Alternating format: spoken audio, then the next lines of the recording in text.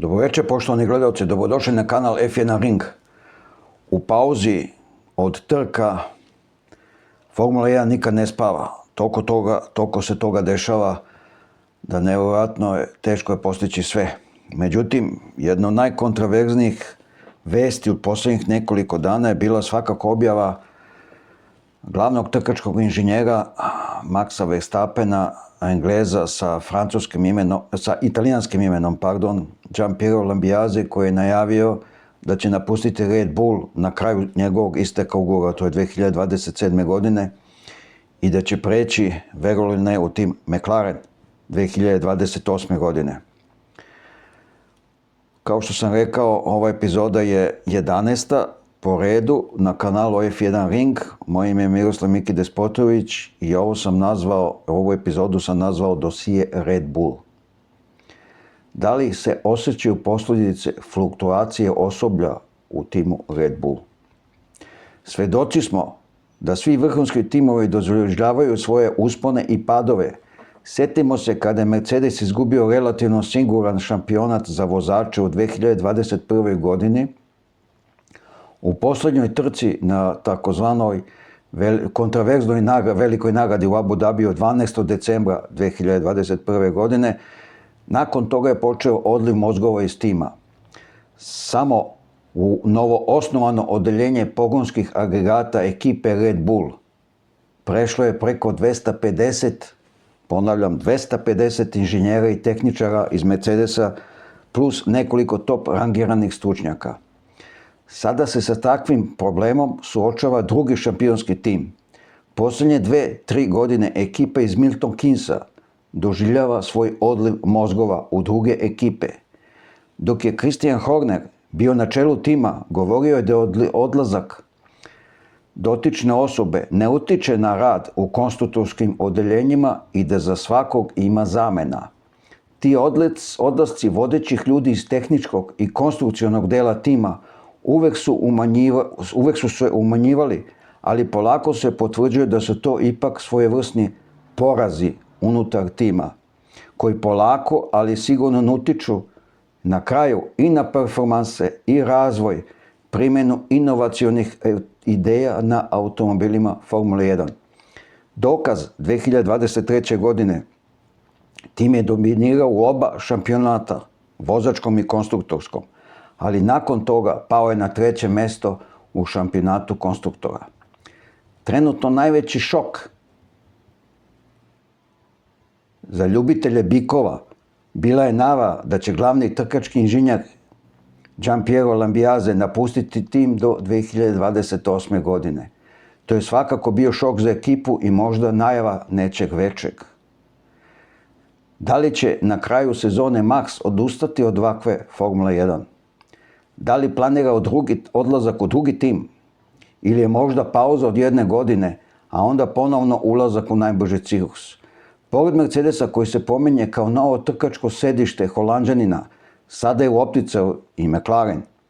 Ili je možda u najavi krah austrijskog tima?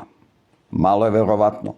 Dodatno opterećujuće za ekipu Red Bulla bilo je govorkanje najnovije da bi vodeći strateg ekipe Engleskinja Hannah Schmitz mogla da pređe u opet konkurentsku, nekada šampionski tim Ferrari. To su stvarno velike promjene u timu, svojevrstan zemljotres. Ipak ne treba zaboraviti da je tim Red Bull relativno mlada trkačka štala, koja je u najbržem ciklusu od 2005. godine. Da imaju izuzetno čvrstu financijsku podlogu, odlično opremljenu fabriku sa modernim mašinama i opremom i da im je potrebno neko vreme da se organizuju i ponovo stanu na čvrste, ustaljene inženjere, tehničare, aerodinamičare i mehaničare. Hronologija odliva Red Bulla. U decembru 2023. otišao je Rob Marshall. Red Bull je dugo verovao da mogu da nadoknade njegov odlazak. Međutim, prava vrednost bivšeg glavnog konstruktora postala je jasna nakon njegovog prelaska u McLaren. Prelazak u McLaren, uspon McLarena. Tamo je inženjer odigrao ključnu ulogu u osvajanju 2 dve uzastopne titule konstruktora i trofeja u svetskom prvenstvu vozača u timu iz Wokinga. Marshall je doprineo svojim stručnim znanjem, posebno u dizajnu ogibljenja i kontrolisanom savijanju komponenti od ugljeničnih vlakana. U sezoni 24. već je počeo da primjenjuje neka dizajnerska rješenja sa Red Bulla. Dr. Helmut Marko je to potvrdio iste godine.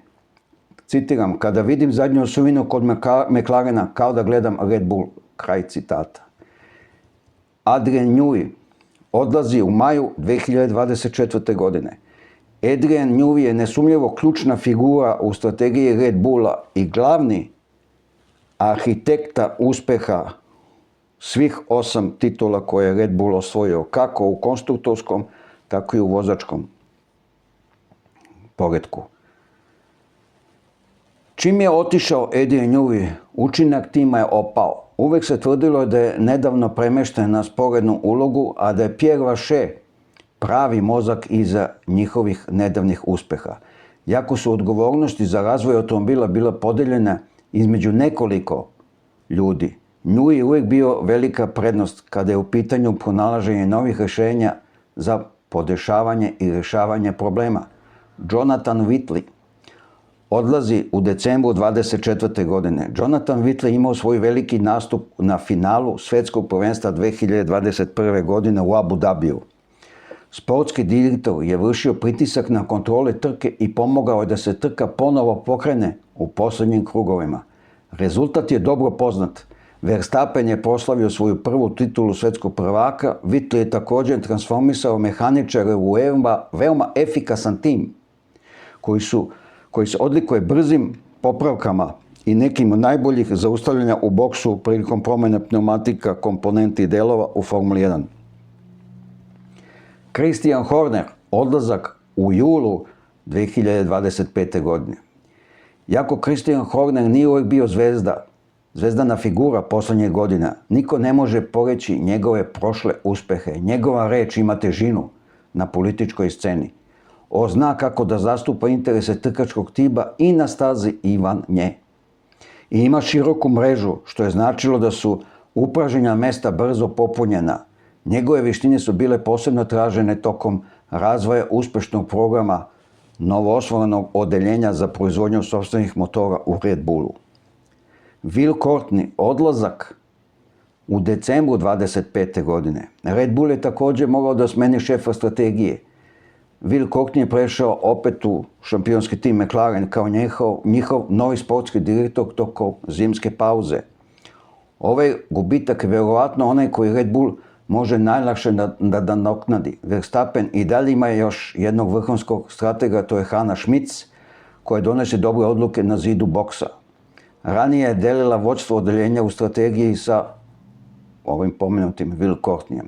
Helmut Marko, odlazak u decembru 25. godine. Ulogu Helmut Marka često su omaložavali oni ljudi koji nisu poznavali pravo stanje u Formuli 1, koji su ga odbacili kao puku maskotu Red Bulla, baš kao što je Niki Lauda bio u Mercedesu. Pa ipak, kao savjetnik i direktor motosporta, Marko je obavljao mnoge ključne pozicije. Pored toga što je gradio i upravljao juniorskim programom, ovaj rođeni Gračanin je godinama služio kao veza između trkačkog tima i korporacije Red Bull i njenog osnivača Dietricha Mateschitza. Svaka važna odluka donosio je za svojim stolom. Bez njega Verstappen bi verovatno odavno otišao ili bi se možda nikada ni pridružio timu. Gianpiero Lambiase, najavljeni odlazak u decembru 27. godine. Sljedeći istaknuti odlazak je Gianpiero Lambiase, trkački inženjer Maxa Verstappena. Odigrao je glavno u omogućavanju vozaču da redovno izaziva konkurenciju čak i sa inferiornom opremom, da ne kažemo bolidom. Lambiase je savjetnik na zidu boksa, kome je četvorostruki svetski šampion potpuno veruje. Verstappen je jednom u intervju rekao da ne bi želeo da nastavi Formula 1 bez Lambiasea. Odgovor ćemo dobiti najkasnije do 2028. godine kada Britanac italijanskog imena prelazi u McLaren. Lista fluktuacije ljudi iz Red Bulla bi se mogla dodatno proširiti, na primjer, bivšeg šefa aerodinamike Dan Fellowsa, koji je otišao u Aston Martin, ili vrhunske mehaničare Matt Kaller, Lia Stevensona ili Olea Šaka. Također je bilo mnogo kadrovskih promjena u odeljenjima za marketing i odnose sa javnošću. Ali to bi prevazišlo okvire ove diskusije gdje smo se fokusirali na konstruktore, dizajnere, tehničke direktore tima Red Bull. Vidjet ćemo sljedeći potez. Svi očekuju sa velikim nestrpljenjem odluku Maxa Verstappena. Šta će uraditi? Da li će preći u Mercedes? Da li će preći u McLaren? Da li će biti treća opcija? Odustajanje? Promjena trkačkog okruženja? Znamo da se posvećuje trkama na kružnim stazama sa GT automobilima, ili će jednostavno da digne ruke od svega, jer je poznato da je trenutno Holanđanin, četvorostruki svjetski prvak, najveći kritičar aktuelnog tehničkog pravilnika FIA za Formulu 1.